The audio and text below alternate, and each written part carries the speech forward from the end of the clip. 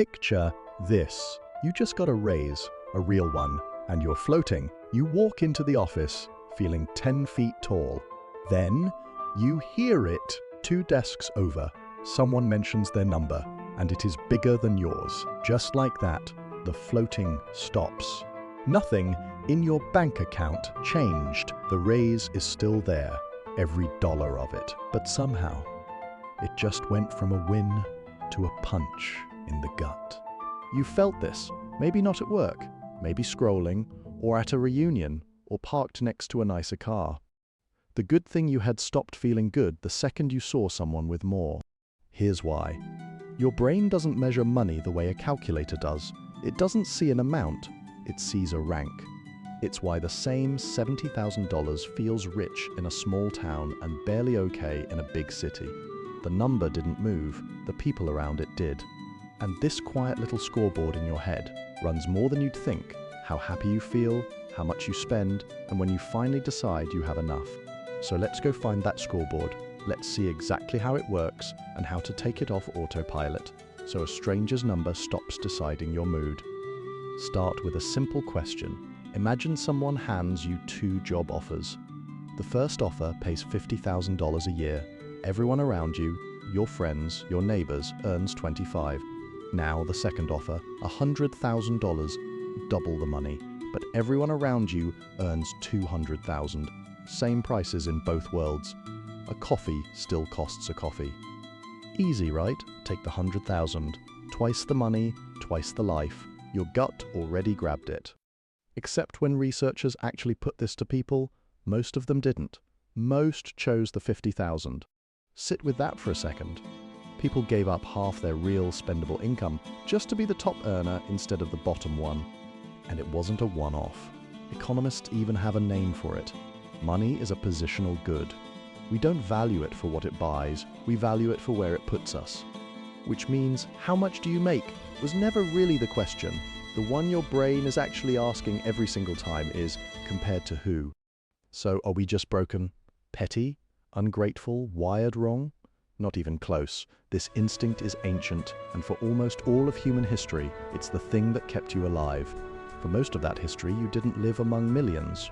You lived in a small band, about 150 people at most. That was your entire world. There was no such thing as a billionaire. No banks, no salaries, no stock market. Absolute wealth was a meaningless idea. What was not meaningless was your slice next to everyone else's. Your rank decided whether you ate first or last, whether you were safe, whether anyone chose you as a mate. The ones who shrugged and ignored their rank got out-competed and faded out. The ones who watched it like a hawk survived and passed that hawkeye down to you. So you're not broken at all. You're just carrying a scoreboard that was built perfectly for a village. And that's the real twist. The scoreboard was never the problem. The problem is what we've started putting on it. Because that little village of 150 people quietly got replaced by billions. That one change broke everything. The glowing rectangle in your pocket doesn't compare you to your 150 anymore. It ranks you against everyone alive, all at once. And it doesn't even show you the average person. It shows you the highlight reel, the winners, the flexers, the top sliver of a sliver on their best possible day. It's a race with no finish line. However well you do, the phone will always find you a bigger house, a bigger car, a bigger number. And here's the cruel part. Actually climbing doesn't fix it. You get the raise. You move to the nicer street. For about a week, it feels incredible, until you notice your new neighbors have even more. Your rank slides right back to the middle, you climbed the whole hill, and the summit just moved. So there you are, safer and richer than actual kings from a few centuries ago, and still, somehow, feeling behind. And that feeling gets expensive. To climb the rank, you start buying things that show rank, the badge, the logo, the upgrade you didn't even really want. But everyone else is climbing too, so the whole ladder just grows taller. Your wallet empties out, and your rank doesn't budge an inch. This is the quiet damage. A genuinely good life, measured against an impossible one, starts to feel like failure, and most people never notice they're even holding the ruler. But once you can see the ruler, Once you know the scoreboard is there, everything changes. Because here's the part nobody tells you. You can't delete it. Let's be honest about that.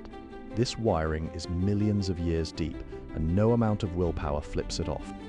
But you were never actually trapped. There's one rule hiding in plain sight. You don't get to switch the scoreboard off, but you absolutely get to choose what goes on it. It starts with your reference group. That's just a fancy phrase for the people you measure yourself against. And almost none of us ever choose ours. We inherit it by accident. The coworker, the influencer, the old classmate doing suspiciously well, they're not your destiny. They're a setting, and settings can be changed. So change it.